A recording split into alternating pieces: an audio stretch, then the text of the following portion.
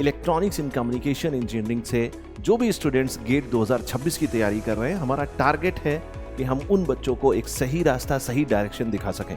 मेहनत करी है, हार्डवर्क किया है तो डेफिनेटली उसका रिजल्ट आज नहीं तो कल आपको मिलेगा ही, क्योंकि एक ऐसी चीज है जो आपसे कोई चुरा नहीं सकता है, कोई आपसे छीन नहीं सकता है, और वो है आपकी मेहनत। अगर कोई बच्चा मुझसे पूछे कि सर वो एक कौन सी बात है जो आपको हर उस बच्चे में देखने को मिलती है जो मेहनत करता है बट उसे सफलता नहीं मिलती। किताबों को घोटना पड़ेगा, लगे रहना पड़ेगा, मेहनत करनी पड़ेगी और धैर्य रखना पड़ेगा।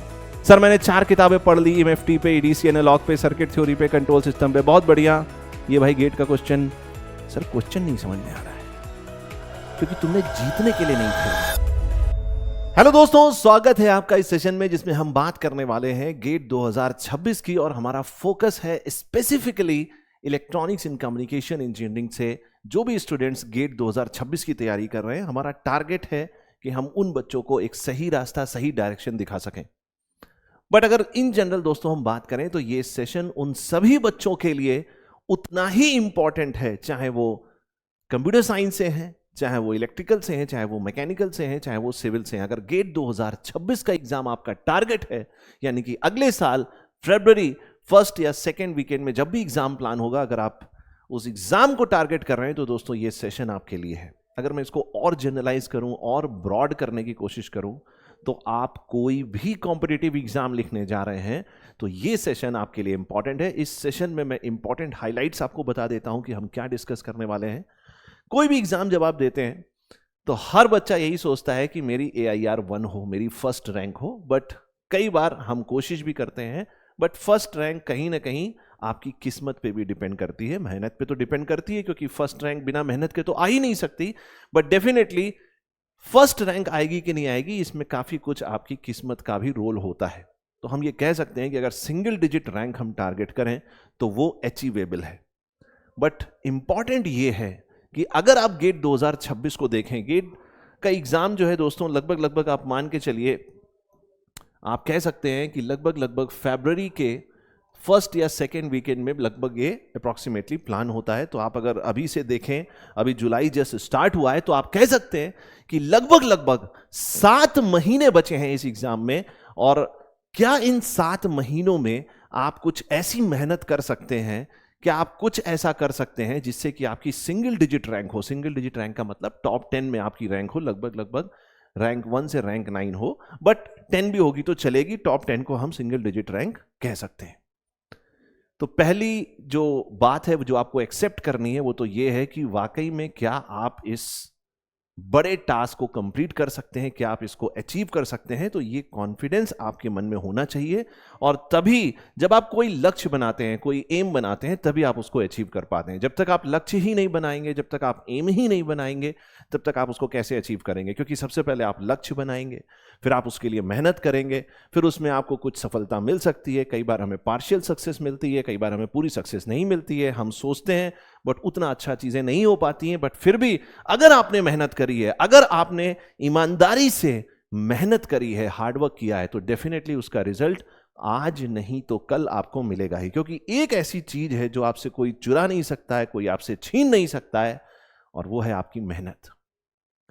हो सकता है आपकी किताबें कहीं खो जाए, हो सकता है आपका पेन कहीं खो जाए, यस और नो। कई बच्चे अपना आधार कार्ड भी हो सकता है कहीं खो दें, फिर से बनवाना पड़े। ये सारी चीजें खो सकती हैं, लेकिन एक ऐसी चीज है जो दुनिया में कोई आपसे छीन नहीं सकता, चुरा नहीं सकता, वो खो नहीं सकती, दैट इज आपका हार्डवर्क। तो आपका हार्डवर्क, आपकी मेहनत हमेशा आपके साथ रहने वाली है। तो चलिए दोस्तों, इस सेशन की शुरुआत करते हैं। बड़ा ही मजेदार सेशन होने वाला है। मैं बहुत छोटे छोटे एग्जाम्पल्स की मदद से आपको मोटिवेट करने की कोशिश करूंगा। हालांकि मैं आपको फिर से बता दूं कि ये सेशन आपके लिए एक मोटिवेशन का काम करेगा, बट ऐसा नहीं है कि हम इस सेशन में जो बातें कर रहे हैं वो आइडियल हैं। आप ये मत सोचिए कि अरे सर ने तो बहुत आइडियल बातें बताई हैं, रियल लाइफ में तो ऐसा होता नहीं है। नहीं दोस्तों, आपके बीच में से ही कोई ना कोई बच्चा होगा, कोई ना कोई लड़का होगा, कोई लड़की होगी जो अगले साल गेट 2026 में, स्पेसिफिकली हम बात कर रहे हैं इलेक्ट्रॉनिक्स की, वो रैंक 1 लेकर आएगा या लेकर आएगी। और आप देखेंगे वो आप भी हो सकते हैं, बशर्ते कि आप उतनी मेहनत करें, आप उतना हार्डवर्क करें, आपके अंदर वो विश्वास हो। तो चलिए स्टार्ट करते हैं फटाफट से। इससे पहले कि हम सेशन की स्टार्टिंग करें, एक ब्रीफ बैकग्राउंड, एक इंट्रोडक्शन में अपना डिस्कस करता हूं बिकॉज अभी स्टार्टिंग के सेशंस हैं। तो दोस्तों, मेरा नाम है आशुतोष। लगभग 14 साल से मैं बच्चों को गाइड कर रहा हूं यूपीएससी, गेट, इंजीनियरिंग सर्विसेज और आप कह सकते हैं डिफरेंट पीएसयूज के लिए जो भी कॉम्पिटिटिव एग्जाम्स होते थे उनके लिए मैंने बच्चों को पिछले 14 साल से ज़्यादा से गाइड किया है। 2010 में मैंने आईटी बीएचयू से अपना एमटेक कंप्लीट किया। मैंने कुछ बुक्स भी लिखी हैं इंजीनियरिंग एथिक्स और पावर सिस्टम पे, और specifically I come from electrical engineering background, but because आप जानते हैं कि इलेक्ट्रॉनिक्स और इलेक्ट्रिकल इंजीनियरिंग में काफ़ी सारे सब्जेक्ट्स कॉमन हैं। सो एरिया ऑफ एक्सपर्टीज की बात करें तो मैं electrical machines, power system, electromagnetic field theory, material science, measurement और इंजीनियरिंग एथिक्स जैसे सब्जेक्ट्स डील करता हूं, बट और भी बहुत सारे सब्जेक्ट्स में डील करता हूं। तो दोस्तों चलिए स्टार्ट करते हैं, बट इससे पहले कि आप इस सेशन को लाइक करें, दोस्तों आप इस geeks for geeks get channel को ज्वाइन कर सकते हैं, जिसमें आपको गेट एग्जाम से रिलेटेड जितनी भी इंपॉर्टेंट अपडेट्स हैं, एप्लीकेशन फॉर्म कब आता है, कैसे भरना है, कब एग्जाम की डेट्स होंगी, कितने बच्चों ने अप्लाई किया, ये सारी डिटेल्स जो भी आपके एग्जाम के लिए रेलिवेंट है और इंपॉर्टेंट है वो आपको सबसे पहले सबसे सटीक तरीके से आप तक पहुंचाई जाती हैं। तो आप गीक्स फॉर गीक गेट का जो टेलीग्राम चैनल है उसको ज्वाइन कर सकते हैं। इसके साथ ही साथ आप मेरा पर्सनल टेलीग्राम चैनल भी ज्वाइन कर सकते हैं जिसका नाम है आशु जीना। यहां पर मैं आपको पर्सनलाइज्ड गाइडेंस प्रोवाइड कर सकता हूं। इसके साथ ही साथ आप मेरा टेलीग्राम ग्रुप भी ज्वाइन कर सकते हैं, दैट इज आशुतोष सर। तो अगर आपको अपनी तैयारी से रिलेटेड, अपने एग्जाम से रिलेटेड कुछ भी डाउट है, कुछ भी बात आप डिस्कस करना चाहते हैं, specifically if you come from the background of electronics and electrical engineering, तो आप मुझसे कांटेक्ट कर सकते हैं। आप इन ग्रुप्स को, टेलीग्राम चैनल को ज्वाइन कर सकते हैं और हम कोशिश करेंगे कि हम मिलकर आपके बेहतर भविष्य के लिए, आपके अच्छे रिजल्ट के लिए कोशिश करें। तो चलिए स्टार्ट करते हैं। सबसे पहले दोस्तों, जो बहुत बेसिक सी बात है, जब भी हम कोई बड़ा टारगेट लाइफ में रखते हैं, मान लीजिए कि आपके घर में आपकी माता जी ने, आपके पिताजी ने, आपके पापा ने, मम्मी ने, दादा दादी ने या किसी ने भी आपसे कहा कि जाओ भैया बाजार से 1 किलो आलू ले आओ, 1 किलो टमाटर ले आओ। आप अच्छे बच्चे हैं तो आप जाएंगे, ले आएंगे, आपको शाबाशी मिलती है, आपकी तारीफ की जाती है, देखो कितना अच्छा बच्चा है, माँ बाप की बात मानता है। आपको एक टारगेट दिया गया, आपने उस टारगेट को अचीव किया तो आपको अंदर से खुशी होती है, पॉजिटिविटी आती है। लेकिन अगर मैं आपसे कहूं कि 1 साल की मेहनत है, अभी तो वैसे 7 महीने बचे हैं, तो हम कह सकते हैं 7 महीने की मेहनत है। 7 महीने के लिए तुमको हार्डवर्क करना है, मेहनत करना है, और उसके बाद तुमको उस टारगेट का, उस एम का रिजल्ट मिलेगा। तो बहुत सारे बच्चे पहले से ही हिम्मत हार जाएंगे, हिम्मत छोड़ देंगे, क्योंकि ये ह्यूमन साइकोलॉजी ऐसी है, हमारा ब्रेन ऐसे काम करता है कि हमें तुरंत आंसर चाहिए होता है, तुरंत रिजल्ट चाहिए होता है। जिस चीज में रिजल्ट में टाइम लगता है ना, उसको हम छोड़ देते हैं। और ये एक बड़ा कारण है ह्यूमन साइकोलॉजी का कि जब किसी भी कॉम्पिटिटिव एग्जाम की हम तैयारी करते हैं तो उसमें लगने वाला जो टाइम है, उसमें हम कैसे अपने मोटिवेशन को बनाए रखें, कैसे हम अपने टेम्परामेंट को बनाए रखें, ये बहुत ज्यादा इंपॉर्टेंट है। स्टार्टिंग में तो बड़ा अच्छा होता है, जैसे ही हम किसी एग्जाम की तैयारी शुरू करते हैं, हम सबसे पहले किताबें इकट्ठा करना शुरू करते हैं।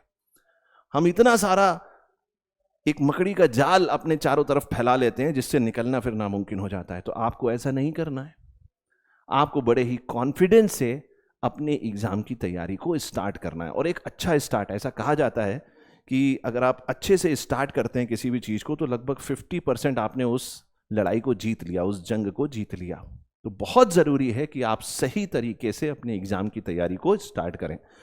वैसे तो आपने तैयारी स्टार्ट कर दी होगी क्योंकि 7 महीने बचे हैं, बट स्टिल अगर अभी आपने स्टार्ट नहीं किया है, so this is the last opportunity, ये आखिरी मौका है जब आप अपने एग्जाम की तैयारी को स्टार्ट कर सकते हैं। क्योंकि अगर ये कुछ 1-2 महीने और निकल गए, फिर 2026 की तैयारी बहुत मुश्किल है, क्योंकि सिलेबस बहुत ज्यादा है।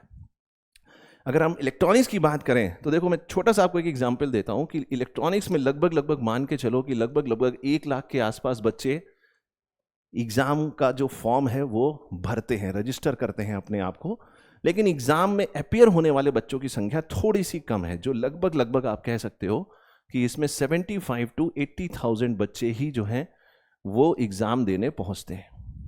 इसको हम थोड़ा सा और सिंप्लीफाई करें तो हम कह सकते हैं कि इसमें 20% बच्चा ऐसा होता है जिसकी तैयारी अच्छी होती है। बाकी बच्चे ऐसे होते हैं जो तैयारी कर रहे हैं, शायद उतना ओरिएंटेड नहीं है, उनको इतनी अच्छी गाइडेंस नहीं मिली, या उनको किसी भी कारण से वो उतनी अच्छी तैयारी नहीं कर पाए। लेकिन आप मान सकते हैं कि लगभग इसमें 20,000 के आसपास बच्चे जरूर ऐसे होते हैं जो बहुत जबरदस्त तरीके से तैयारी कर रहे हैं। तो आपकी जो असली फाइट है जो आपको लड़ाई लड़नी है, वैसे तो आपको अपने आप से लड़ाई लड़नी है, अपने आप से लड़ लिए और जीत गए तो अपने जीते जीत, अपने हारे हार। खुद से हार गए तो सबसे हार गए, खुद से जीत गए तो सबसे जीत गए।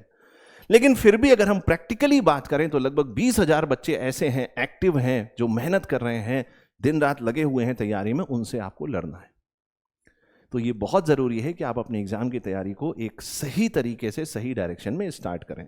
जब भी हम कोई काम स्टार्ट करते हैं, जो सबसे पहली चीज हमारे दिमाग में आती है वो प्लानिंग। एक बड़ी पुरानी कहावत है that if you fail to plan, अगर आपने प्लान नहीं किया then you plan to fail. इसका मतलब आपने फेलियर की प्लानिंग पहले से कर रखी है। आप देखिए, छोटे छोटी चीजों में अगर आप 1-2 जनरेशन पीछे जाएं, मैं आपको अपने ग्रैंडफादर का जो तरीका था काम करने का वो बताता हूं। तो जब भी मैं सुबह उठता था, मेरा एक और दोस्त भी है, उसके घर में वो भी सेम कल्चर उसके यहाँ भी फॉलो होता था। तो मान लो अगर मेरे ग्रैंडफादर को मुझसे 5 काम कराने होते थे तो वो सुबह सुबह एक छोटी सी चिट पर लिख के देते थे। जैसे मेरा नाम आशुतोष है तो वो लिख देते थे कि आशुतोष को आज ये 5 काम करने हैं, 1 2 3 4 5।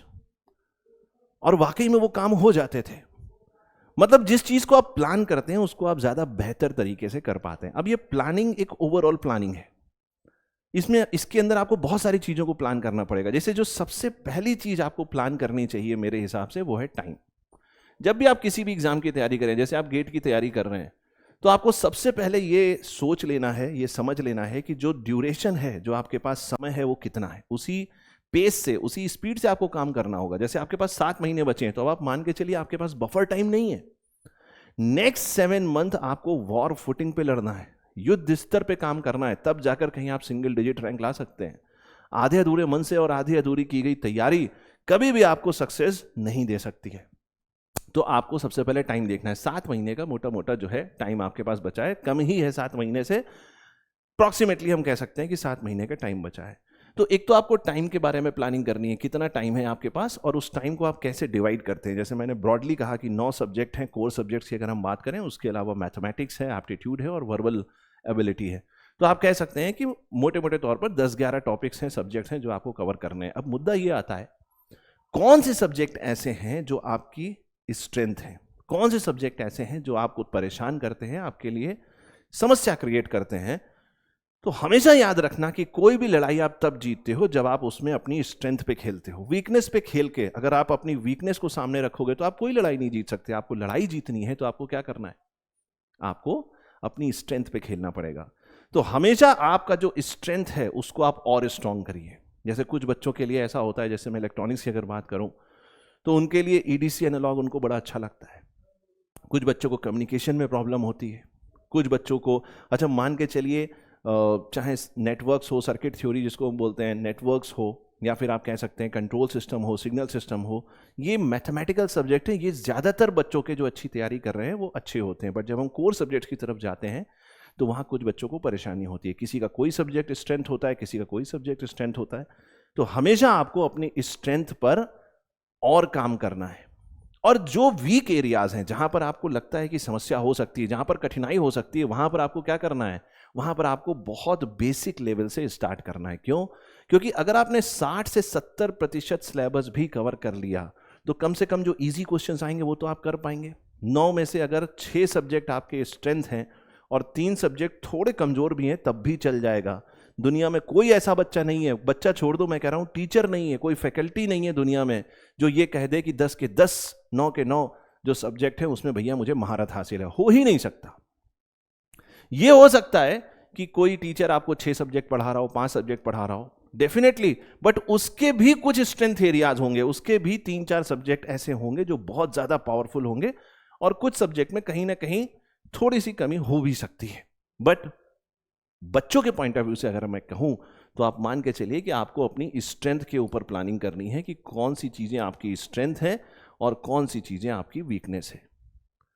इसके बाद दोस्तों हमें प्लानिंग करनी होती है रिसोर्सेस के बारे में। रिसोर्सेस मतलब किस टीचर से पढ़ना है, कौन से नोट्स फॉलो करने हैं, कौन सी किताबें फॉलो करनी है। और मैं आपको फिर बता दूं, किताब पढ़े बिना आप इस एग्जाम को नहीं निकाल सकते। बट किताब पढ़ने का मतलब ये नहीं है कि आप उसको नॉवेल की तरह पढ़ें, एक पन्ने से, पहले पन्ने से लेके आखिरी पन्ने तक नहीं, आपको रेफरेंस लेना है। इसीलिए हम इसको रेफरेंस बुक कहते हैं, इसीलिए हम इसको रेफरेंस बुक कहते हैं।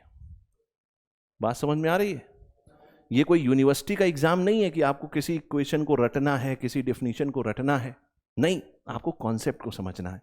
और कॉन्सेप्ट को समझने के लिए जरूरी है कि जो भी आप टीचर से पढ़ें उसको आप बुक में जाकर रेफर जरूर करें, क्वेश्चंस जरूर प्रैक्टिस करें। जब तक आप क्वेश्चन लगाना नहीं सीखेंगे, हो सकता है आपको चीजें रट भी जाएं। कई बच्चों के मेरे पास कॉल्स आते हैं, उनसे मेरा डिस्कशन होता है, तो मुझे पता चलता है कि बच्चे बार बार यही कहते हैं कि सर हमने पढ़ तो लिया लेकिन हमसे क्वेश्चन नहीं सॉल्व हो रहा। अरे बाबा, क्वेश्चन कैसे सॉल्व होगा?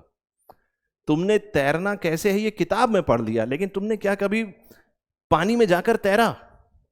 तुमने कभी देखा कि जो आपको फ्रंट स्ट्रोक और बैक स्ट्रोक किताब में लिखा हुआ था, कभी आपने अप्लाई करके देखा कि क्या वाकई में वो काम कर रहा है कि नहीं कर रहा है? और जब तक आप एक्चुअली पानी में नहीं कूदेंगे तब तक आप तैरना नहीं सीख सकते। तो आपको किताबों का सहारा तो दोस्तों लेना ही पड़ेगा, चाहे 1 साल बचा हो, चाहे 7 महीने बचे हो। क्योंकि अगर आपकी फाउंडेशन वीक हो गई, पहली तैयारी जो होती है वो सबसे अच्छी होती है, जो फर्स्ट अटेम्प्ट होता है तैयारी का वो सबसे क्रूशियल होता है, उसमें आपकी जो एनर्जी होती है बहुत अच्छी होती है, तो उसको आपको गंवाना नहीं है, उसको कमजोर नहीं करना। अगर फाउंडेशन वीक होगी तो बिल्डिंग कभी भी ऊंची नहीं बन सकती, और बिल्डिंग ऊंची बनानी है, मजबूत बनानी है, जरूरी है कि आपकी फाउंडेशन अच्छी हो। और फाउंडेशन अच्छी होने के लिए आपको अच्छी स्टैंडर्ड बुक्स का सहारा लेना पड़ेगा। जिस भी टीचर से आप जो भी सब्जेक्ट पढ़ें, आप जरूर उनसे पूछें कि सर आप हमें 2-3 अच्छी रेफरेंस बुक्स बता दीजिए। जो टॉपिक सर पढ़ाएं उसको आप उसी दिन रिवाइज करिए और बुक्स से रेफर करके आप कॉन्सेप्ट को समझने की कोशिश करिए और क्वेश्चंस को प्रैक्टिस करिए। ठीक है? तो आपको बुक्स के बारे में, कंटेंट के बारे में, जिस टीचर से आपको पढ़ना है उस टीचर के बारे में आपको जानना चाहिए। आपके पास जो रिसोर्सेज हैं उसकी आपको प्लानिंग करनी चाहिए। अगर आप किसी कारणवश आपने जो लक्ष्य बनाया है वो आपको अचीव नहीं होता है, तो आपका प्लान बी क्या है? अगर आप फेल हो जाते हैं अपने टारगेट में, मान लीजिए आप सिंगल डिजिट की टारगेट कर रहे हैं, भगवान ना करे, हो सकता है मान लीजिए किसी की 500 रैंक आ गई, किसी की 1000 रैंक आ गई, अब क्या करना है? ये क्लैरिटी आपके दिमाग में क्रिस्टल क्लियर होनी चाहिए। हड़बड़ी में लिया हुआ डिसीजन अक्सर गलत होता है। तो हमेशा आप 1 दिन, 2 दिन, 4 दिन सोचें, अपने बारे में डिस्कशन करें, अपनी फैमिली से डिस्कस करें, अपने दोस्तों से भी, चाहें अच्छे दोस्त हैं तो डिस्कस कर सकते हैं कि अगर इस एग्जाम में जैसा मैं चाहता हूं वैसा मेरा रिजल्ट नहीं आता है तो मेरा प्लान बी क्या है। वो प्लान बी आपका रेडी होना चाहिए। तो पहली बात तो हो गई ओवरऑल प्लानिंग की। आपने अच्छे से प्लानिंग कर लिया, अपने रिसोर्सेज को प्लान कर लिया, आपने टाइम मैनेजमेंट को प्लान कर लिया, अपनी स्ट्रेंथ और वीकनेस पे काम कर लिया। ये बहुत बेसिक चीजें करना चाहिए। मैं आपको एक छोटा सा एग्जाम्पल देता हूं और आपको समझाने की कोशिश करता हूं, आप इसको करके देखिएगा। जब भी आप मॉर्निंग में उठें तो आप एक कागज पे कोई भी 5 टारगेट लिख लें, 4-5 टारगेट लिख लें, जो भी आपको लगता है अचीव हो सकते हैं। स्टार्टिंग में आप कम भी कर सकते हैं, 2-3 कर लीजिए। जो भी टारगेट है उनको लिख लीजिए और लिख के उसको अपनी पॉकेट में रख लीजिए। और जब भी आपको लगे कि आप टाइम वेस्ट कर रहे हैं, उसको निकालकर पढ़ने की कोशिश करिए। वो आपको रिमाइंड कराएगा कि आपके आज के टारगेट क्या थे। छोटे छोटे गोल्स बनाइए, जैसे लिखा है ना शॉर्ट टाइम गोल्स। कभी भी पहाड़ अगर आप देखेंगे ना कि गेट में रैंक 1, गेट में टॉप 10 में रैंक, तो ऐसा लगेगा पहाड़ है। अब इसको छोटा करिए। कैसे छोटा करेंगे? अब आप ये सोचिए कि मुझे इलेक्ट्रोमैग्नेटिक फील्ड थ्योरी, EMFT, जो कि एक कोर सब्जेक्ट है इलेक्ट्रॉनिक्स का, मैं एक अपने सब्जेक्ट का एग्जांपल ले रहा हूं कि मुझे EMFT अच्छे से तैयार करना है। आपने जो पहाड़ सोचा था वो अब ऐसा हो गया, 1/9 हो गया, 1/8 हो गया, क्योंकि 9 में से किसी एक सब्जेक्ट पे आप टारगेट कर रहे हैं। यस और नो? अब उस सब्जेक्ट को आपको और छोटे छोटे गोल्स में ब्रेक करना है। अब EMFT में मोटे तौर पर कहें तो 5-6 टॉपिक हैं।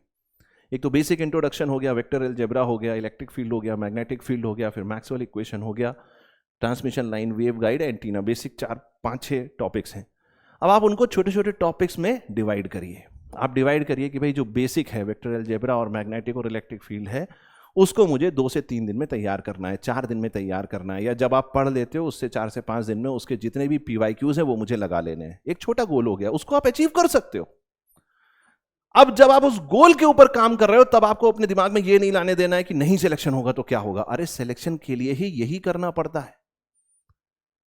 आप लोग तो जेनजी हो, अभी तो आपकी जो जनरेशन है वो जेनजी जनरेशन है, तो आपने ये सब देखा नहीं है। बट मेरी टाइम के जो लोग हैं, मेरी जनरेशन के जो लोग हैं, उन्होंने ये देखा है। जब घर में गेहूं आता था, हम गेहूं ले जाते थे पिसवाने के लिए आटा चक्की में। तो गेहूं अगर ऐसे खाओगे तो कच्चा सा लगता है, खाने में अच्छा नहीं लगता है। लेकिन वही गेहूं जब वो दोनों रोलर्स के बीच में से जाता है, उसमें से आटा बनता है मशीन में से, और उस आटे की अच्छी अच्छी रोटियां बनाई जाती हैं। ठीक है, आजकल तो उससे पिज़्ज़ा भी बनता है, आजकल उससे बर्गर भी बनता है, आजकल उससे बहुत सारी चीज़ें बनती हैं, ब्रेड बनती है। बट मोटे तौर पर कहें, वही गेहूं जब उस हीट और प्रेशर को झेल जाता है तो उससे स्वादिष्ट रोटियां बनती हैं। और अच्छा एग्जाम्पल लो, जिसको हम डायमंड कह रहे हैं। डायमंड क्या है? सबसे ज़्यादा हार्ड मटेरियल है जो कि प्रकृति में, हमें नेचर में देखने को मिलता है। तो जैसे और सारे स्टोन है, वैसे हीरा भी है, वैसे डायमंड भी है। बट डायमंड जो हमें नेचर में मिलता है वो वैसा नहीं है जो आपको अपनी अंगूठियों में या ज्वेलरी में देखने को मिलता है। नहीं, उसको तराशा जाता है, उसको हीट और प्रेशर से गुजरना पड़ता है, तब जाकर वो स्टोन से क्या बनता है? डायमंड बनता है। उसकी तराशी करी जाती है, उसको छीला जाता है, काटा जाता है। देखो, ये याद रखना, जैसे एक वो पुरानी कहावत है ना कि ये इश्क नहीं आसा, एक आग का दरिया है और तैर के जाना है ना। इसको मैंने थोड़ा सा चेंज किया है कि ये गेट नहीं आसा, ये आग का दरिया है और डूब के जाना है, इसमें डीप में पढ़ना है। ऊपर ऊपर तैर के चले गए, उससे कुछ नहीं होगा इस एग्जाम में। ये आग का दरिया है और डूब के जाना है, डूबना है आपको सब्जेक्ट में, तब जाकर कहीं आप निकल पाओगे। अगर आप टॉप 10 रैंक को टारगेट कर रहे हो तो। अगर आप 15-20 हजार रैंक से काम चल जाता है आपका, अगर आपको लग रहा है कि आपको पीएसयू की कॉल आ जाएगी, अगर आपको लग रहा है कि आपको आईआईटीज या एनआईटीज में एडमिशन मिल जाएगा, तो ऑल द बेस्ट। अगर आप कम में संतोष कर लेते हो तो बहुत अच्छी बात है, फिर तो आपका दीन दुनिया से मोह ही भंग हो चुका है। लेकिन अगर आपको सिंगल डिजिट रैंक चाहिए, टॉप 10 में रैंक चाहिए दोस्तों, तो आपको वो हार्डवर्क करना ही पड़ेगा। आपको छोटे छोटे गोल्स बनाने पड़ेंगे, उनको अचीव करना पड़ेगा। तो आपको छोटे छोटे शॉर्ट टर्म्स गोल्स बनाने पड़ेंगे, उनके ऊपर काम करना पड़ेगा। फिर आता है सेल्फ इवैल्यूएशन, और ये सब आपको करना है स्टार्टिंग, यहां से ही स्टार्ट होगा चीजों का। सेल्फ इवैल्यूएशन बहुत जरूरी है। अब आपको मान लीजिए 9th फ्लोर पे जाना है, 10th फ्लोर पे जाना है, तो आप लिफ्ट का कौन सा बटन दबाएंगे? आप लिफ्ट का सही बटन तभी दबा पाएंगे जब आपको पता होगा कि आप किस फ्लोर पर हैं। कुछ लोग हो सकता है कि 8th फ्लोर पे हों, कुछ लोग हो सकता है 5th फ्लोर पे हों, कुछ लोग हो सकता है ग्राउंड फ्लोर पे हों। अच्छा, कुछ बच्चे ऐसे भी होंगे जो -2 में भी हो सकते हैं, पार्किंग में भी हो सकते हैं, -2 में। तो कौन सा बटन दबाओगे?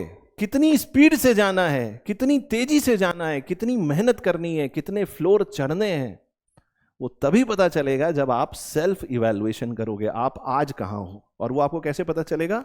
जो भी टॉपिक, जो भी सब्जेक्ट आप पढ़ रहे हैं, उसके ऊपर आप क्वेश्चन प्रैक्टिस करें, टेस्ट प्रैक्टिस करें, जो भी मॉक टेस्ट हैं उनको लगाएं, अच्छे क्वालिटी क्वेश्चंस लगाएं, तो आपको अपनी वर्तमान स्थिति पता चल जाएगी और कहां जाना है उतनी मेहनत आप कर पाओगे। तो सेल्फ इवैल्यूएशन बहुत ज्यादा जरूरी है। लास्ट में सेल्फ कॉन्फिडेंस। आप जब कोई भी काम शुरू करें तो आपके अंदर ये आत्मविश्वास होना बहुत जरूरी है कि आप उसको पूरा कर लेंगे, आप उसको अचीव कर सकते हैं। अगर आपने पहले से हार मान ली, अगर आपने सोच लिया कि भैया ये तो मैं कर ही नहीं सकता, तो आप विश्वास मानिए आप नहीं कर सकते हैं। मैं ऐसे बच्चों को भी जानता हूं, जरूरी नहीं है कि वो कॉलेज के टॉपर रहे हों, जरूरी नहीं है कि उनके हाई स्कूल और इंटरमीडिएट में बहुत अच्छे नंबर रहे हों, बट फिर भी सही समय पर जागे तभी सवेरा है। कुछ बच्चे पूछते हैं सर सुबह कितने बजे उठना चाहिए? अरे तो उल्टा हो गया, उल्टा चोर कोतवाल को डांटे। जो स्टूडेंट है ना, अगर वो ये क्वेश्चन पूछ रहा है सर कितने क्वेश्चन लगा लें, सर कितने घंटे पढ़ लें, सर कितने बजे सोकर उठें, तो इसका मतलब कहीं ना कहीं कमिटमेंट में कमी है। सोचो आपकी फेवरेट डिश आपके सामने रखी हो, जैसे कुछ बच्चों को छोला भटूरा बहुत अच्छा लगता है, किसी को डोसा बहुत अच्छा लगता है, तो क्या आपने आज तक आशुतोष सर से पूछा कि सर छोला भटूरा सामने रखा है, सर कितने भटूरे खाने हैं? नहीं, तुरंत आप 2-4 भटूरे निपटा दोगे। क्यों? क्योंकि वहां पर आपका कमिटमेंट लेवल बहुत हाई है। यस और नो? अब गर्लफ्रेंड का कॉल आ गया, आशुतोष सर का मैसेज आया कि भैया ये जो है क्वेश्चन इंपॉर्टेंट है इसलिए मैं शेयर कर रहा हूँ। अब आपने देखा नोटिफिकेशन में, अरे छोड़ो यार बाद में देख लेंगे, टाइम है अभी अपने पास। वहीं गर्लफ्रेंड का मैसेज आया, कॉल मी अर्जेंटली। कॉल किया तो पता चला कोई बात ही नहीं थी। तो कमिटमेंट होना बहुत जरूरी है। कितने बजे उठें ये इंपॉर्टेंट नहीं है, उठ के कर क्या रहे हो ये इंपॉर्टेंट है। कोई 6 बजे उठ रहा है, पढ़ाई नहीं करी तो 6 बजे उठना बेकार है। कोई 9 बजे उठ रहा है लेकिन पढ़ाई कर रहा है, तो उसका 9 बजे उठना सही है। तो कोई लाइफ का ऐसा रूल नहीं है, ऐसा नहीं है कि हर इंसान को एक ही नंबर का जूता आएगा। सबके जूते का साइज अलग अलग होता है, सबके शू साइज अलग अलग होते हैं, सबको अलग फिटिंग होती है, सबकी लाइफ की रिक्वायरमेंट्स अलग अलग होती हैं। यस और नो? तो आपको पता होना चाहिए, कॉन्फिडेंस होना चाहिए, आत्मविश्वास होना चाहिए कि जो टारगेट मैं बना रहा हूं, जो लक्ष्य मैंने अपने सामने रखा है, हां मैं उसको अचीव कर सकता हूं या कर सकती हूं। ये कॉन्फिडेंस आपके अंदर होना चाहिए। हां, ओवर कॉन्फिडेंस नहीं होना चाहिए। ओवर कॉन्फिडेंस कब होता है? जब आप मेहनत कम करते हैं और बड़ी बड़ी बातें करते हैं। जब आप मेहनत करेंगे, बड़ी बड़ी बातें नहीं करेंगे, जो आपने टारगेट सेट किया है उसके बराबर, उसके आसपास जब आप मेहनत करेंगे तो आपको अपने टारगेट को अचीव करने में ज्यादा आसानी होगी। तो इस तरीके से दोस्तों आप अपने गेट 2026 की प्रिपरेशन को स्टार्ट कर सकते हैं। अच्छे से प्लानिंग करिए, रिसोर्सेज को अच्छे से, टाइम मैनेजमेंट को देखिए, क्या कंटेंट है, क्या टीचर है, क्या आपकी स्ट्रेंथ है, क्या आपकी वीकनेस है, इन सारी चीज़ों के ऊपर काम करिए और अपनी तैयारी को स्टार्ट करिए। और जितना जल्दी आप स्टार्ट करेंगे उतना अच्छा है, क्योंकि 1 महीने बाद आप मुझसे पूछेंगे सर एग्जाम निकल सकता है, मैं बोलूँगा यस, बट यहीं अगर 1-2 महीने और निकल गए अगर गलती से अगस्त निकल गया, फिर आप पूछोगे सर करें तैयारी, तो मैं बोलूंगा बिल्कुल करो, लेकिन 2027 की, 26 अब मुश्किल है। चलिए आगे बढ़ते हैं और हम बात करते हैं वाई सिंगल डिजिट। जब भी आप कोई टारगेट बनाएं तो ये समझना बहुत जरूरी है कि वो आपके लिए क्यों इंपॉर्टेंट है। जैसे मैं बार बार बोल रहा हूं, single digit rank, rank 1, rank 9, rank 10, क्यों? सिंगल डिजिट रैंक से आपको मिलता क्या है दोस्तों? मैं आपको एक छोटा सा आइडिया देता हूं, आपको समझ में आ जाएगा। आप मान के चलिए कि आप जिस एग्जाम की तैयारी कर रहे हैं वो क्यों एग्जाम की तैयारी कर रहे हैं। देखो, गेट से आपको 2 चीजें बहुत आसानी से मिल सकती हैं। पहला, एक तो पीएसयू की जॉब लग सकती है फटाफट से। 7 महीने तैयारी करी, गेट में बढ़िया सी रैंक लगाई, कोई पीएसयू का इंटरव्यू आया, ग्रुप डिस्कशन आया, उसको निकाल लिया, फटाफट घर वालों ने शादी करा दी, सेटल हो गए, काम खत्म। यही तो है, यही तो है लाइफ साइकिल। दूसरी जगह 1 साल तैयारी, 2 साल तैयारी, 5 साल तैयारी, पता चला 35-36 साल के हो गए, फिर जाकर कहीं गेट में ठीक ठाक रैंक लगी, अब शादी नहीं हो रही। यस और नो? तो सही समय पे सही काम करना है, तो क्यों टाइम वेस्ट करना? पहली बात। दूसरी बात, गेट की जब आप तैयारी करते हो तो आप हायर एजुकेशन के लिए भी जा सकते हो। हायर एजुकेशन मतलब आप एमटेक के लिए जा सकते हो, पोस्ट ग्रेजुएशन के लिए जा सकते हो, आप चाहो तो रिसर्च और डेवलपमेंट में पीएचडी कर सकते हो। आगे चल के अगर आपको टीचिंग करना है तो उसके लिए आप पीएचडी कर सकते हो, ठीक है, आपको डॉक्टर की, डॉक्टरेट की उपाधि मिलती है। या फिर आप क्या कर सकते हो, आप रिसर्च एंड डेवलपमेंट में जा सकते हो, आरएनडी में जा सकते हो। अब आप खुद सोचो कि अगर आपको पीएसयूज में जॉब करनी है तो आपकी रैंक क्या होनी चाहिए। पीएसयूज में नॉर्मली वैकेंसी कितनी निकलती है? अगर हम बिल्कुल बेसिक बात करें तो बहुत से बहुत 20-30 वैकेंसीज निकलती होंगी, 50 निकलती होंगी, मैं कह रहा हूँ 100 निकलती होंगी, इससे ज़्यादा तो नहीं निकलती होंगी। लेकिन सारी ब्रांचेस को मिला दो, सिर्फ इलेक्ट्रिकल या इलेक्ट्रॉनिक्स की देखो, सपोज इलेक्ट्रॉनिक्स की अगर आप देखते हो तो मुश्किल से 20-30, 25-30 वैकेंसीज निकलती होंगी, बहुत ज़्यादा निकली तो 50 मैक्सिमम। अभी हाल ही में इसरो का जो रिक्रूटमेंट आया है उसमें लगभग 113 वैकेंसीज हैं, तो वो एक अच्छी वैकेंसी है, बड़ी वैकेंसी है। आप मान के चलो अगर 50 से ऊपर वैकेंसीज कहीं आती हैं तो बहुत अच्छे नंबर ऑफ वैकेंसीज हैं, वहां पर आपका सिलेक्शन होने की संभावना बहुत ज़्यादा है। अब आप खुद सोचो कि जहां पर वैकेंसी ही 50 हैं, वैकेंसी ही 100 हैं, और कितने पीएसयू हैं, जरा उंगली पर जोड़ लो, अच्छे अच्छे जो बड़े पीएसयूज हैं। 8-10 पीएसयूज होंगे जो अच्छे पीएसयूज हैं, जहां पर आपका सपना है कि आप उसमें काम करें, बहुत होंगे। तो अगर आपकी रैंक 500 के बाहर हो गई तो पीएसयू से तो आप बाहर ही हो गए। और कॉम्पिटिटिवनेस को देखते हुए अगर हम देखें तो पीएसयू आपको तभी मिलेगा जब आपकी रैंक लगभग 200 के अंदर होगी। मतलब उन 20,000 बच्चों में आपको टॉप 200 में होना चाहिए। वैसे तो हम सिंगल डिजिट की बात कर रहे हैं।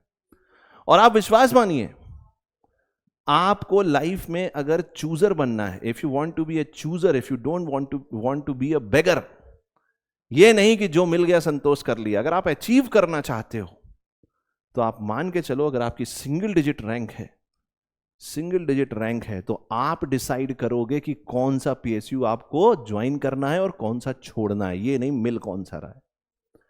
अगर आपकी रैंक सिंगल डिजिट है तो आप डिसाइड करोगे कि कौन सा आईआईटी, आईएससी बैंगलोर, किस प्रीमियर इंस्टीट्यूशन में आपको पोस्ट ग्रेजुएशन करना है, वो आप डिसाइड करोगे, किस्मत डिसाइड नहीं करेगी। एक तो ये बात हो गई। दूसरी बात, एक्सपोजर मिलता है। अगर आप अच्छे इंस्टीट्यूट में जाते हो, अच्छे पीएसयू में जाते हो, तो डेफिनेटली लाइफ की, कैरियर की जो और अपॉर्चुनिटीज हैं वो सामने खुलकर आती हैं। आपके कैरियर को एक अच्छा एक्सपोजर मिलता है। पता चला किसी अच्छे पीएसयू में गए, 3 साल 4 साल काम किया, उसके बाद पढ़ने का मन किया या किसी रिसर्च की फील्ड में जाने का मन किया या और एक्सपीरियंस लेने का मन किया, इंडिया के बाहर भी जा सकते हो, इंडिया में भी रह सकते हो, बट जो बेस्ट अपॉर्चुनिटीज हो सकती हैं वो आपके हाथ में होती हैं। तीसरा है रिवॉर्ड। गेट को आप कह सकते हो, मैं हमेशा बोलता हूं GATE is the mother of all technical exams. GATE से अच्छा, गेट से प्योर और गेट से फंडामेंटल इंडिया में ही नहीं, मुझे नहीं लगता दुनिया में कोई भी टेक्निकल एग्जाम होता है। इंडिया में तो हम कह ही सकते हैं विदाउट एनी डाउट। उस एग्जाम में अगर आप रैंक 1, रैंक 2 या टॉप 10 में रैंक लाते हैं, सिंगल डिजिट रैंक लाते हैं, तो आप समझ सकते हैं कि आपकी प्रोफाइल कितनी स्ट्रांग होगी, कितना आपको सोसाइटी से, आपके कैरियर में, आपके प्रोफेशनल लाइफ में आपको रिवॉर्ड्स मिलने वाले हैं। तो डेफिनेटली अगर आप ऐसा अचीव करते हैं तो आपके सामने एक बहुत अच्छा कैरियर होता है जिसमें कोई भी डाउट नहीं होता है। तो आपको ये समझना चाहिए कि अगर आप सिंगल डिजिट रैंक ट्राई कर रहे हैं तो क्यों ट्राई कर रहे हैं। चलिए दोस्तों आगे बढ़ते हैं और बात करते हैं फियरलेसनेस की। अगर कोई बच्चा मुझसे पूछे कि सर वो एक कौन सी बात है जो आपको हर उस बच्चे में देखने को मिलती है जो मेहनत करता है बट उसे सफलता नहीं मिलती है, कोशिश तो करता है, हार्डवर्क तो करता है, लेकिन सफलता नहीं मिलती है, वो है डर। अब डर कई तरीके के हो सकते हैं। किसी को अपनी गर्लफ्रेंड से डर लगता है, गर्लफ्रेंड ने प्रेशर बना रखा है, भैया सेलेक्ट हो जाओ नहीं तो मेरे माँ बाप मानेंगे नहीं, शादी नहीं होगी। माँ बाप प्रेशर बना सकते हैं, पेरेंट्स के अगेंस्ट मैं कुछ नहीं कह रहा हूं, वो जो कह रहे हैं वो भी सही है। उन्होंने लाइफ देखी हुई है, उन्होंने जीवन को जिया है, आपसे ज्यादा अनुभव है उनके पास, मुझसे भी ज्यादा अनुभव होगा उनके पास, मेरे भी पेरेंट्स के पास मुझसे ज्यादा अनुभव होगा, तो वो जीवन को अलग नजरिए से देखते हैं। तो उनका गुस्सा करना, उनका आपके ऊपर प्रेशर डालना इतना गलत भी नहीं है, लेकिन कई बार जब वो जरूरत से ज्यादा प्रेशर हो जाता है तो वो घातक होता है। प्रेशर कुकर होता है ना, तो हमें लाइफ को प्रेशर कुकर की तरह देखना चाहिए। उतना ही प्रेशर हमें लेना चाहिए जिसमें हमें सक्सेस मिल जाए, जिसमें हमारा काम हो जाए। ज्यादा प्रेशर हो गया तो ब्लास्ट हो जाएगा प्रेशर कुकर भी। बहुत सारी वो अभी हाल ही में कौन सा OTT पे आया था, पंचायत वेब सीरीज थी ना, उसमें उसका चुनाव चिन्ह कुकर होता है, फट जाता है वो। बहरख्याल तो हमें इतना प्रेशर नहीं लेना चाहिए। और मैं आपको बताऊं, अगर आप डर के कोई भी काम करेंगे तो उसमें आपके सक्सेसफुल होने की संभावना बहुत कम है, क्योंकि आप अपनी इफिशियंसी पे काम कर ही नहीं सकते। आप सोचो कि आपको 100 मीटर की रेस दौड़नी है और मैं आपके पैरों में 50-50 किलो का वेट बांध दूं या आपकी पीठ के ऊपर 100 किलो का बोझ डाल दूं और मैं आपसे कहूं दौड़ो, क्या आप अपनी फुल एफिशिएंसी से दौड़ पाओगे? नहीं दौड़ पाओगे। अगर मैं आपको सच बताऊं तो मेरी खुद का ये एक्सपीरियंस है, जब मैं तैयारी करता था तो शुरुआत के 1-2 साल मैं बहुत डरता था कि सिलेक्शन नहीं हुआ तो क्या होगा। जब तक आप इस डर को नहीं निकालोगे अपने मन से कि जो होगा देखा जाएगा, क्या होगा भाई, ज्यादा से ज्यादा क्या होगा, ज्यादा से ज्यादा क्या होगा, वर्स्ट केस में क्या होगा। अगर आपने हार्डवर्क किया तो वर्स्ट केस क्या हो सकता है? वर्स्ट केस ये हो सकता है कि भाई आप रैंक 1 ट्राई कर रहे थे, सिंगल डिजिट रैंक ट्राई कर रहे थे, नहीं हो सकता है अंडर 100 रैंक आ जाए, तब भी बहुत अच्छा है, बहुत बड़ी बात है। 1 लाख बच्चों में अगर टॉप 100 रैंक आ रही है बहुत बड़ी बात है। मैं कह रहा हूं 200 तक भी जिसकी रैंक आती है बहुत अच्छी रैंक है। इवन 500 वाले ने भी कमाल किया है। बस यही है कि जो 500 रैंक वाला है, 200 से 500 रैंक वाला, वो लाइन पे ऐसे खड़ा है, इधर सिलेक्शन है इधर रिजेक्शन है, इधर सिलेक्शन है इधर रिजेक्शन है। तो हर समय उसके दिमाग में दुविधा रहेगी कि भैया क्या होगा मेरी जिंदगी का, मुझे बॉम्बे में सीट मिलेगी कि नहीं मिलेगी, आईटी बॉम्बे में, आईटी दिल्ली में सीट मिलेगी कि नहीं मिलेगी, कानपुर में मुझे सीएस मिलेगा कि नहीं मिलेगा, यस और नो, एनटीपीसी से कॉल आएगी कि नहीं आएगी, आईयूसीएल से कॉल आएगी कि नहीं आएगी, बार्क से कॉल आएगी कि नहीं आएगी, ऐसे बहुत सारे पीएसयूज हैं। तो ये आपको डिसाइड करना है कि आपको लाइन पे खड़ा होना है या आपको अपने कन्विक्शन के साथ सेलेक्ट होना है। तो बहुत जरूरी है कि आपके अंदर फियरलेसनेस होनी चाहिए। मत सोचो कौन क्या कहेगा, कहने वाले बहुत कुछ कहेंगे, लेकिन विश्वास मानो जिस दिन आप सक्सेसफुल होगे, जिस दिन आपकी रैंक लगेगी, सिंगल रेट लग गई तो फिर तो आप जानते ही हो, फिर कुछ कहने बताने की जरूरत नहीं पड़ती। 24 कैरेट सोना कभी खुद चिल्ला के नहीं बोलता है देखो मैं 24 कैरेट हूं, देखो मैं 24 कैरेट हूं। हाँ, लेकिन जो 18 कैरेट होता है उसके बारे में बहुत चर्चा करी जाती है, अरे मजबूत होता है भैया, मजबूत होता है, बहुत मजबूत होता है। 14 कैरेट के बारे में और उसको खूब चमकाया जाता है। जो खरा सोना होता है 24 कैरेट का, वो ज्यादा चमकता नहीं है, मतलब वो खुद कह के नहीं बताता है कि मैं 24 कैरेट का हूं।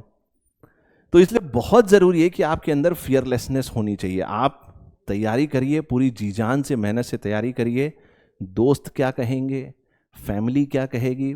फैमिली की हमेशा बात माननी है ये नहीं, लेकिन कई बार ऐसा होता है कि एक ऐसा मेंटल प्रेशर क्रिएट होता है कि आप समझ नहीं पाते हैं क्या करना है, तो उसमें आपको परेशान नहीं होना है।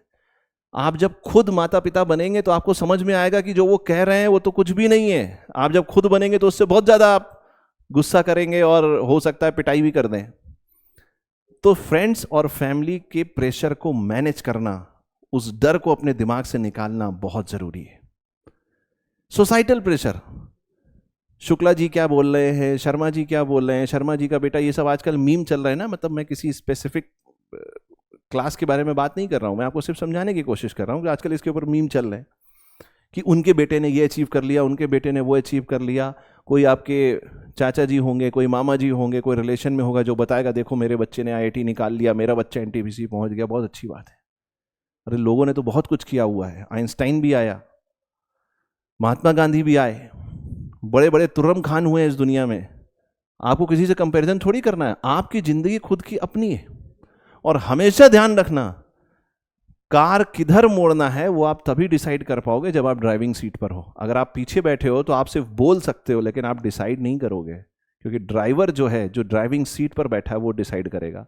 तो हमेशा अपनी लाइफ की ड्राइविंग सीट पर बैठो, और वो तभी हो पाएगा जब आपके अंदर से डर खत्म हो जाएगा। हारने का डर, गिरने का डर, ये सब खत्म हो जाएगा। और जब तक ये डर नहीं खत्म होगा, मैं आपको लिख के गारंटी से कह सकता हूं, आप कितनी भी अच्छी तैयारी कर लीजिए, हमेशा जो आपने मेहनत करी है आपको उससे कम ही मिलेगा। लेकिन अगर आपने फियरलेसनेस दिखाई, आप डर के आगे निकल गए, डर को आपने पीछे छोड़ दिया, तो आप जितनी मेहनत करोगे उससे बेटर आपको मिलेगा। हमेशा ध्यान रखना, साल भर आपने जो तैयारी करी वो एक तरफ, लेकिन उस 3 घंटे में गेट एग्जाम में जो आप परफॉर्म करोगे वो डिसाइड करेगा कि असली रैंक 1 कौन है। तो डर को अपने दिमाग से आपको निकालना पड़ेगा। हारने का डर हो सकता है, फैमिली का डर हो सकता है, गर्लफ्रेंड का डर हो सकता है, बॉयफ्रेंड का डर हो सकता है, सोसाइटी का डर हो सकता है, और दुनिया जहान के डर हो सकते हैं। और डर को जब आप अपने दिमाग से निकालते हो ना, तो आपको सेल्फ एक्चुअलाइजेशन होता है, आपको समझ में आता है कि आप किस लिए बने हो। लता मंगेशकर को किसी ना किसी पॉइंट पर समझ में तो आया होगा ना कि वो गाना गाने के लिए ही बनी है, नहीं तो 2-4-5 गाने गा के छोड़ देती हैं। सचिन तेंदुलकर को समझ में आया होगा ना, विराट कोहली को समझ में आया होगा ना कि हाँ मैं क्रिकेट खेलने के लिए ही बना हूं। तो वो सेल्फ एक्चुअलाइजेशन कब होगा? जब आप डर को निकाल दोगे। जब वो डर आपके दिमाग से निकल जाएगा, तब आप अपने रियल पोटेंशियल पे काम करोगे, और तब जाकर कहीं आप इस एग्जाम को फोड़ पाओगे, और तब जाकर आप कहीं रैंक 1 या सिंगल डिजिट रैंक ला पाओगे। तो बहुत जरूरी है अपने मन से डर को निकाल दो। मैंने एक छोटा सा डायग्राम भी लगाया है, आप इमेजिन करके देखो। कई बार मैंने देखा है कि जब लोग डर की बात करते हैं, साहस की बात करते हैं, तो ज्यादातर शेर का चित्र आपके दिमाग में आता है। वो है, उसमें कुछ गलत भी नहीं है, लेकिन फिर भी मैं आपको एक और एग्जाम्पल देता हूं। सबसे छोटा जानवर, बहुत सारे जानवर छोटे हैं, बट कह सकते हैं चींटी, जो हमारी आम जिंदगी में हमें देखने को मिलती है। आप इमेजिन करो कि अपने से साइज से कितने 1000 गुना ज्यादा बड़े जानवर से वो लड़ जाती है। हाथी से भी लड़ जाती है। क्यों लड़ जाती है? क्योंकि उसको फियरलेसनेस है, उसको डर नहीं है, उसको मरने का डर नहीं है, उसको गिरने का डर नहीं है। 100 बार गिरेगी, 100 बार चढ़ेगी, और एक बार अगर वो हाथी की सूंड में, नाक में घुस जाती है ना, तो उस हाथी को मारने की ताकत रखती है। ये है फियरलेसनेस। और जब तक आपके अंदर ये एटीट्यूड नहीं होगा, जब तक ये कमिटमेंट नहीं होगा आपके अंदर, तब तक आप रैंक 1 भूल जाओ। फिर आपको जो मिले उससे आप संतोष करो, फिर एंजॉय करो जिंदगी, है ना। फिर बड़ी बड़ी चीजें मत टारगेट करो। इसके बाद दोस्तों हम बात करते हैं रोल ऑफ डिसिप्लिन की। कोई भी बड़ा गोल आप तब तक अचीव नहीं कर सकते जब तक आपकी जिंदगी में डिसिप्लिन नहीं है, जब तक आपने अपनी चीज़ों को सही तरीके से प्लान नहीं किया है, उनको आप एग्जीक्यूट नहीं कर रहे हो। प्लानिंग तो आपने बहुत अच्छी कर ली, आप रोज टाइम टेबल पे कुछ बनाकर अपने टाइम टेबल के ऊपर चिपका दे, स्टडी टेबल के ऊपर चिपका देते हो, लेकिन उससे आप अचीव कितना करते हो, उसको एग्जीक्यूट कितना करते हो, उसके ऊपर काम कितना करते हो, ये बड़ा इंपॉर्टेंट है। लिखना बहुत आसान है, लेकिन उसको अचीव करना बड़ा मुश्किल है। यस और नो? आप टारगेट बनाओ भाई, 3 घंटे में 65 क्वेश्चन आपको करने हैं। आप टारगेट बनाओ कि डेली आप, अब इसको डिवाइड कर लो, 1 घंटे में 20 क्वेश्चन सॉल्व करोगे। एक एग्जाम्पल दे रहा हूं मैं, या 25 क्वेश्चन चलो सॉल्व करोगे, और डेली करो। कोई भी अच्छी सी प्रैक्टिस बुक खरीद लो, कोई भी, मैं कह रहा हूं जो अच्छी हो, PYQ खरीद लो, और जब तैयारी शुरू करो, डेली 1 घंटे सुबह उठ के पहला काम, चाय पीने से पहले, ब्रश करने के बाद, जो पहला काम आप करोगे, जब आपका दिमाग सबसे बेस्ट स्टेज में होता है, क्योंकि जब हम सो के उठते हैं ना, हमारी एनर्जीज चैनलाइज हो जाती हैं, हमारी जो शरीर की एनर्जीज हैं वो बिल्कुल चैनलाइज हो जाती हैं। आप 1 घंटे बैठो, जब भी उठो 1 घंटे बैठ जाओ, 1 घंटे में 25 क्वेश्चन सॉल्व करने की हैबिट डालो। मैं गारंटी दे रहा हूं, आप देखना आपकी स्पीड, एक्यूरेसी 2 से 3 महीने में कहां की कहां पहुंच जाएगी, आप मुझे मैसेज करके बताओगे। लेकिन इट्स ऑल अबाउट डिसिप्लिन। कितना डिसिप्लिन से आप उसको फॉलो करते हो, कितना रेगुलरिटी से आप उसको फॉलो करते हो, ये इंपॉर्टेंट है। एक मैंने एग्जाम्पल लिखा है इसमें, water drop theory. Water drop theory क्या है? अगर आप कभी देखो ना, जो रास्ते में कहीं नल लगा होता है, पुराने समय में जब गांव में नल लगे होते थे, तो उसके नीचे एक पत्थर लगा होता था। आप देखो उस नल से टपकने वाली जो पानी की बूंद है, उसमें कितनी ताकत होती होगी, लेकिन वो उस पत्थर में भी गड्ढा कर देती है, अपना एक निशान बना देती है। क्यों? क्योंकि वो डिसिप्लिन के साथ एक बूंद, दूसरी बूंद, तीसरी बूंद, कंसिस्टेंसी है उसमें। सोचो, एक छोटी सी पानी की बूंद पत्थर को तोड़ने की हिम्मत रखती है, जस्ट बिकॉज ऑफ डिसिप्लिन। तो आप क्या नहीं कर सकते? सब कुछ कर सकते हैं। छोटे गोल्स बनाना सीखो। ये हमने स्टार्टिंग में भी डिस्कस किया कि आप छोटे गोल्स बनाओगे तो उनको अचीव कर पाओगे। मैं आपसे बोलूं कि 1 साल ऐसा करना है, 1 साल बाद रिजल्ट आएगा, आप बोलोगे अरे कैसी कैसी बातें कर रहे हैं, ऐसा तो कुछ होता नहीं है, बहुत मुश्किल है। 1 साल कौन करता है यार? 1 साल, 1 साल, अरे 1 साल, पता चलेगा 5 साल निकल गए। तो छोटे गोल्स बनाने हैं और उनको डिसिप्लिन के साथ अचीव करना है। पेशेंस एंड परसिवियरेंस, धैर्य रखना है। मैं आपको बहुत छोटा सा एग्जांपल देता हूं। अभी कुछ 1 साल पहले ऐसे ही मेरे दिमाग में आया, तो मैंने अपनी बेटी को स्विमिंग क्लासेस ज्वाइन कराई। स्टार्टिंग में जब हम गए तो वो क्या करती थी, मैंने तो सोचा कि उसको स्विमिंग सिखाना है, लेकिन वो जब पहली बार स्विमिंग पूल में गई तो उसको खेलने में बड़ा मजा आने लगा, वो दूसरे बच्चों के साथ खेलने लगी। अब मैंने देखा 1 महीना हो गया, 2 महीना हो गया, उसको जो टीचर है, जो वहां पर ट्रेनर है, वो बहुत सिखाने की कोशिश कर रहा है, वो कर भी रही है वो सारी चीजें, लेकिन स्विमिंग नहीं कर पा रही है, क्योंकि उसको खेलने में मजा आ रहा है। उसको लग रहा है ये कोई खेल है। छोटी बच्ची है अभी, इतनी अकल नहीं है, इतनी समझदारी नहीं है अभी। फिर मैंने धीरे से ट्रेनर के कान में बोला, मैंने कहा थोड़ा सा स्ट्रिक्ट हो जाओ, इसको खेलने का जो टाइम है वो लिमिट कर दो। बोल दो ठीक है 5 मिनट तुम खेल सकते हो, बाकी टाइम में आप इसको प्रैक्टिस कराओ।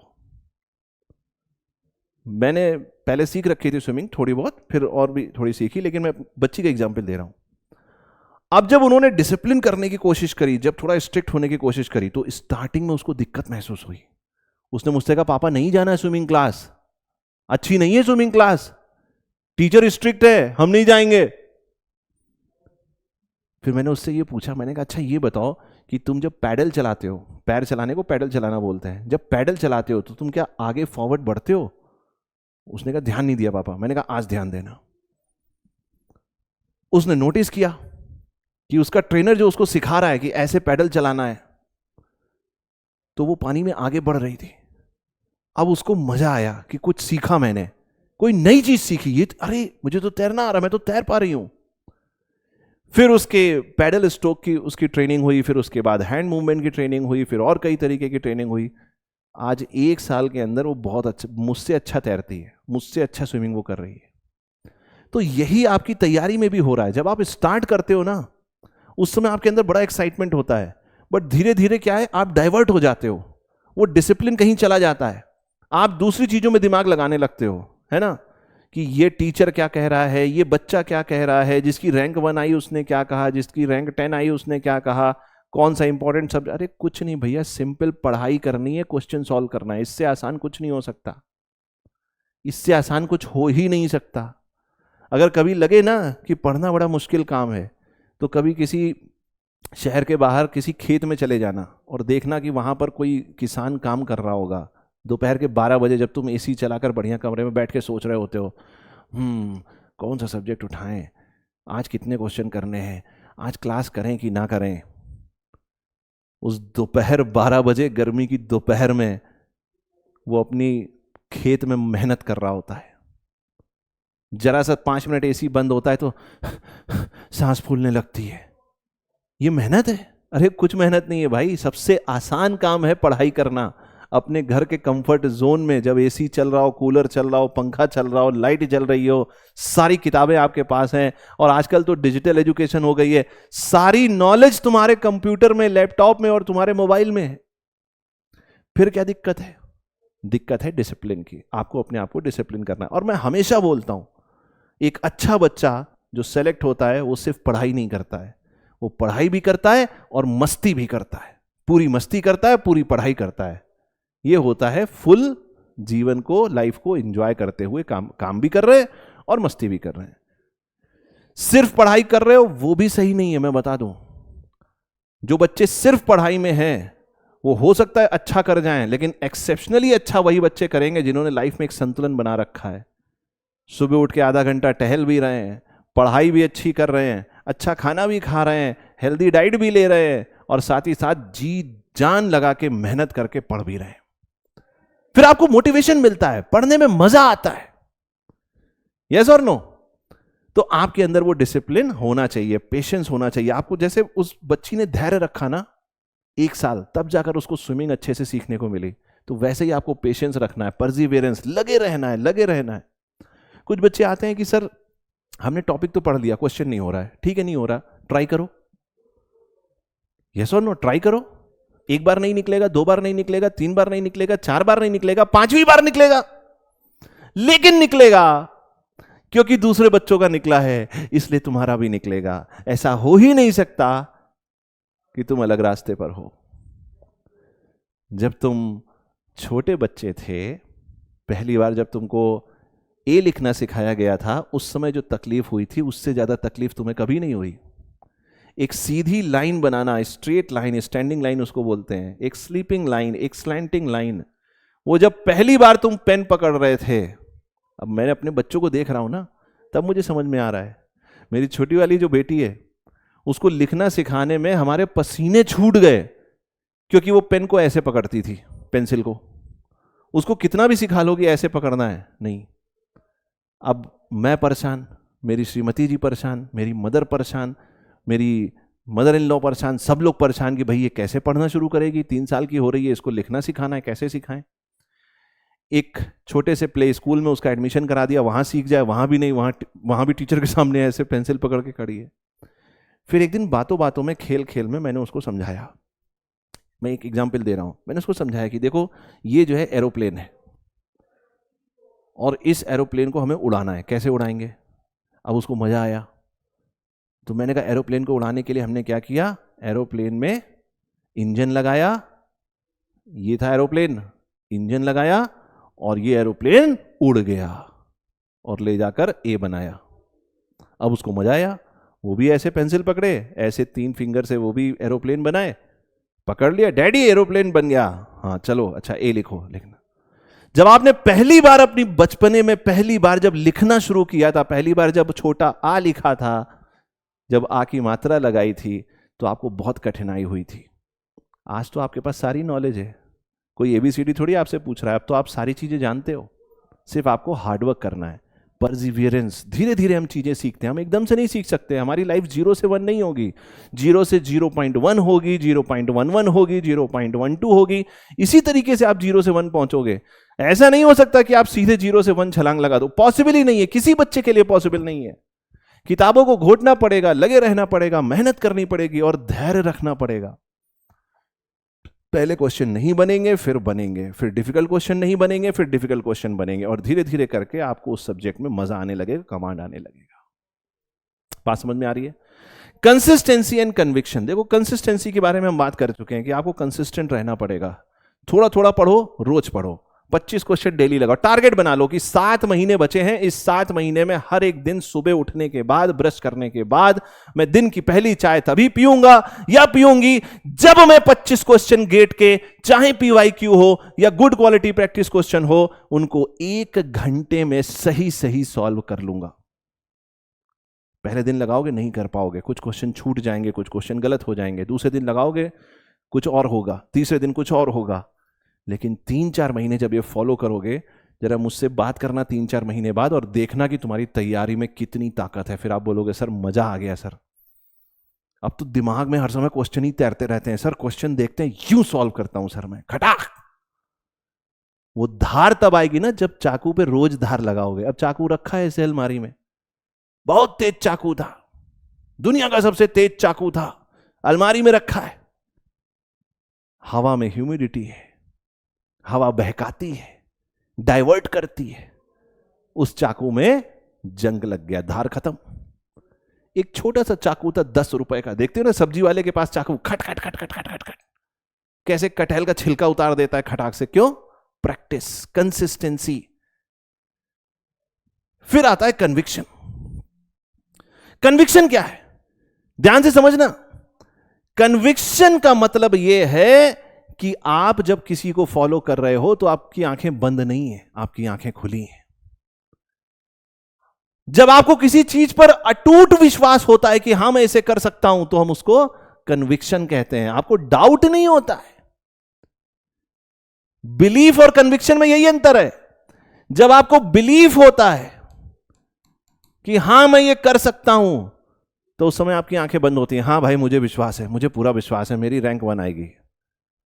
नहीं आएगी। कब रैंक 1 आएगी? जब आपकी आंखें वाइड ओपन हो, खुली हो।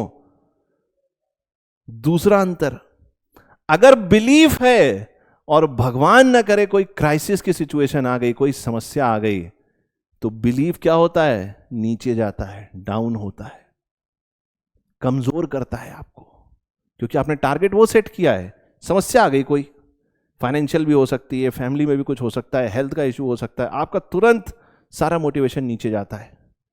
लेकिन अगर आपके अंदर कन्विक्शन है, अटूट दृढ़ विश्वास है, तो जब समस्या आएगी ना, तो तुम 4 गुना मेहनत से तैयारी करोगे, 4 गुना ज्यादा मेहनत करोगे, क्योंकि तुमको अपने ऊपर अटूट विश्वास है कि हां मैं ये कर सकता हूं, हां मैं ये कर सकती हूं।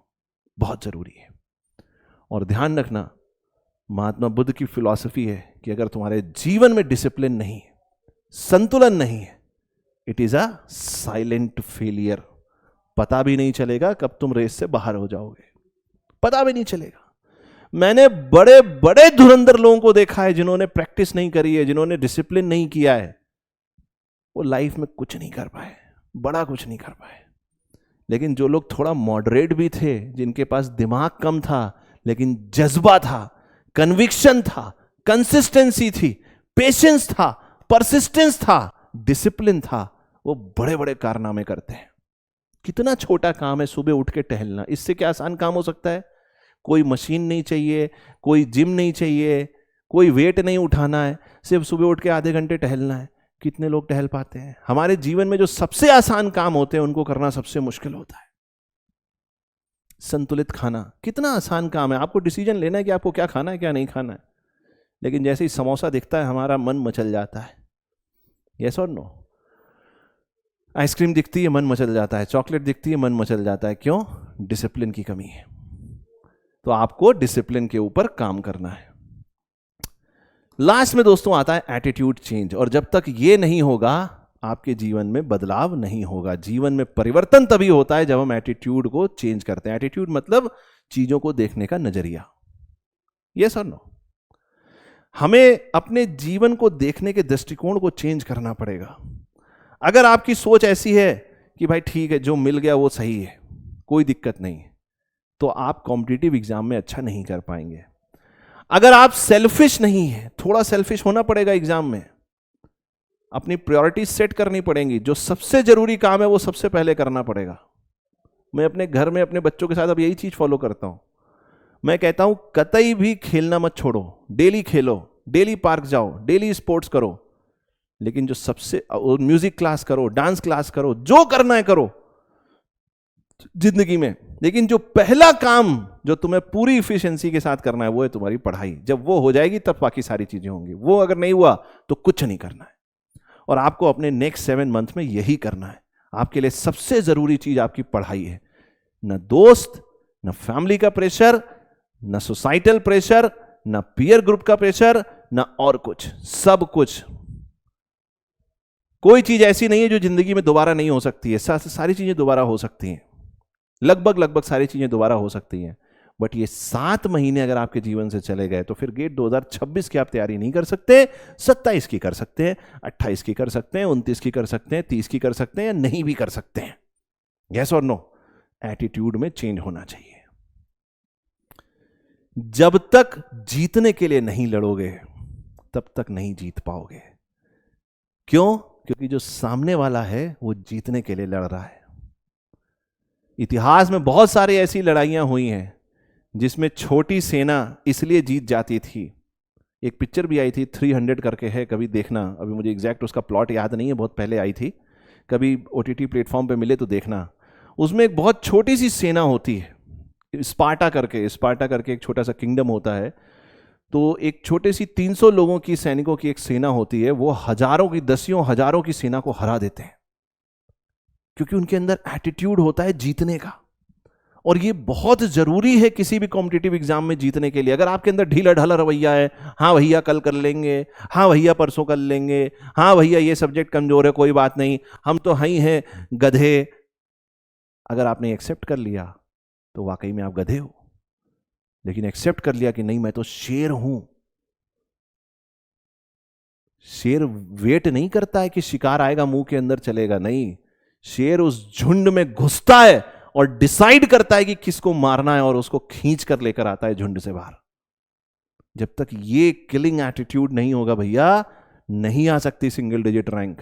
सिंगल डिजिट रैंक छोड़ दो, अच्छी रैंक भी नहीं आएगी। तो आपके अंदर एक जील होनी चाहिए, एक भूख होनी चाहिए कि आपको जीतना है। विनर्स स्पिरिट, जैसा मैंने अभी बताया इसके बारे में कि जीतने के लिए खेलो। खेलने के लिए खेलोगे, खेलते रह जाओगे, खेलने में मजा आएगा।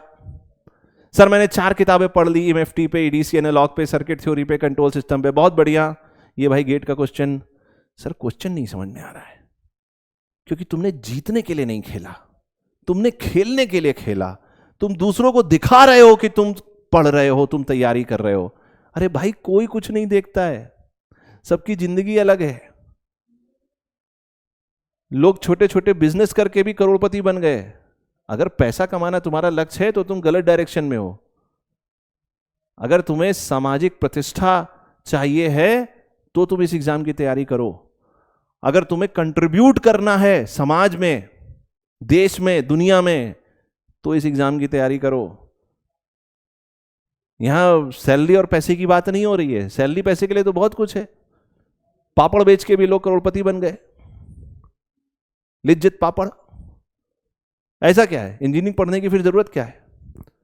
नेवर डाई स्पिरिट, मैंने जैसा बताया स्टार्टिंग में बहुत ज्यादा दिक्कत होगी। जब आप कोई सब्जेक्ट पहली बार पढ़ोगे नहीं समझ में आएगा, बट धीरे धीरे आप उसको पकड़ने की कोशिश करोगे और एक दिन पकड़ लोगे। वो सब्जेक्ट आपकी पकड़ में होगा, उसमें आपकी प्रोफिशिएंसी होगी, आपकी स्ट्रेंथ होगा वो सब्जेक्ट, लेकिन समय लगेगा। तो आपको नेवर डाई स्पिरिट से काम करना है। ये नहीं थक गए, बच्चे आते हैं सर थक जाते हैं। यार तुम जवानी में कैसे थक सकते हो? अपनी जिंदगी से 3 चीजें निकाल देना, 3 चीजें निकाल देना और देखना कि सक्सेस खुद चल के तुम्हारे पास आएगी, कहेगी भैया जी प्रणाम, भैया जी पाए लागू, सक्सेस आकर कहेगी। 3 चीजें। पहला कि थक गए, ये एक शब्द कि थक गए अपनी जिंदगी से निकाल दो। थकना है ही नहीं कभी। ऐसे भी लोग हुए हैं 1-1 हफ्ते तक सोते नहीं है, खाते नहीं है, जिंदा है, कुछ नहीं होता है। थक गए, इसको निकाल दो। दूसरा, हार मान ली। थकना, हार मारना, और जितनी भी फिजिकल प्लेजर है, ये सारे फिजिकल प्लेजर की मैं बात कर रहा हूं, चाहे खाने की बात हो, चाहे पीने की बात हो, चाहे और कोई भी बात हो।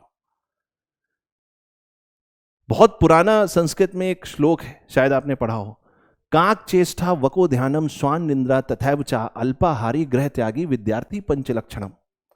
काक चेष्टा, कौवे की तरह चेष्टा करनी है आपको। एक एक कंकड़ डालता है और घड़े में पानी ऊपर आ जाता है, पी लेता है। काक चेष्टा वको ध्यानम, बगुले की तरह ध्यान होना चाहिए। बगुला देखते हो पानी के अंदर से मछली को कैसे ध्यान से, कॉन्फिडेंस से, कंसंट्रेशन से देखता है और एकदम से झपट्टा मारता है, मछली पकड़ लेता है। वको ध्यानम। श्वान निंद्रा, रात में लोग पहरेदारी के लिए कुत्ता पाल लेते हैं। चोर आता है, सब सोते रहते हैं, सब सो रहे मजे से, चोर आया, कुत्ता झाग जाता है, क्या हो गया क्या हो गया। वको ध्यानम श्वान निंद्रा तथैव चा अल्पाहारी गृह त्यागी, कम खाओ। 4 पराठे खा के अगर किताब खोलोगे नींद आएगी। 4 पराठे की डाइट है, 2 ही पराठे खाओ। 2 पराठे की डाइट है, एक ही, थोड़ा भूखे रहोगे, अच्छी इफिशिएंसी पे काम करोगे। पेट भरने के बाद क्या क्या गेट वेट छोटी चीजें हैं। दोपहर में मिल जाए दाल चावल छोला, खत्म खेल, फिर कौन पढ़ता है? यस और नो?